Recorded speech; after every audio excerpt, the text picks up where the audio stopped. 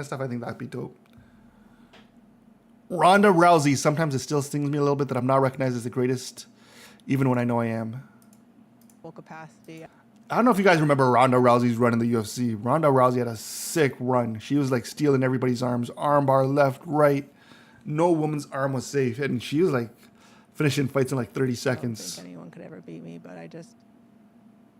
And then she got knocked out by Holly Holmes. I was running on fumes for so long that I didn't have any fumes left, and the moment that I ran out of fumes was, broadcast live to billions of people everywhere who all. So this is the thing that I think pisses a lot of people off. I don't know how much I concur with it. Is that she complains that,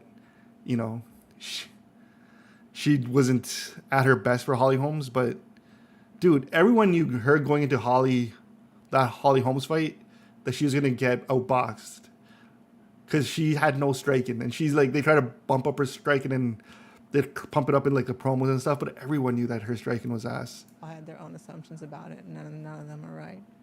And I felt like I could. I remember there was one person who legit predicted it. They're like, yo, it's gonna be a kick that's gonna feint her and drop her guard, and then bam, she's gonna get nailed. Speak up or say anything, and honestly, like. Yeah, she was 100% the Ken Shamrock in the ladies' world. They didn't care about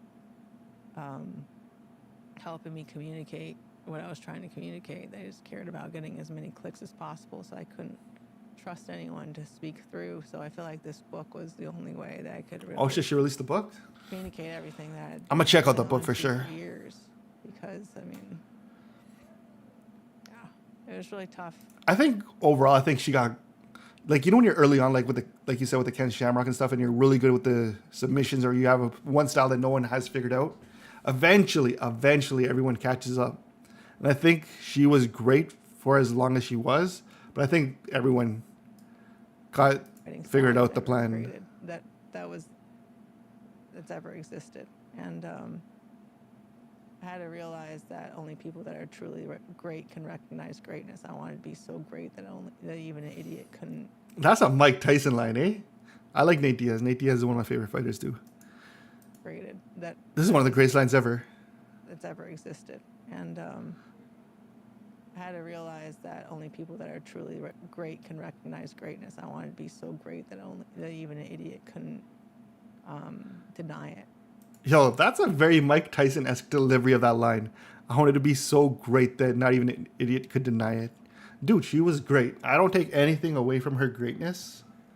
I just think her time ran up. I think people figured out the style and they got the formula of beating her after Holly Holmes. But then I realized after going into pro wrestling that retiring undefeated and taking the equity that I had with me wouldn't have been what was best for the sport. Even though I know that I'm better than all these girls and by a fucking long shot, and I always will be.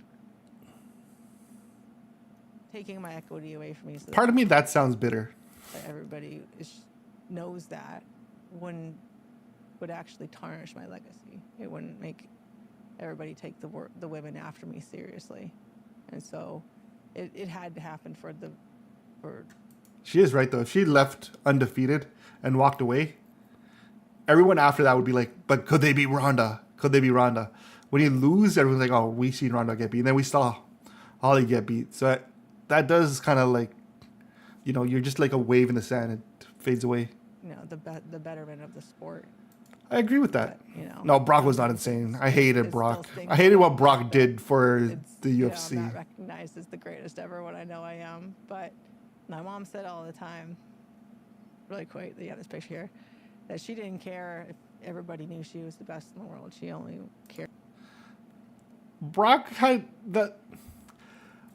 walked into the UFC when the heavyweight division was at its weakest.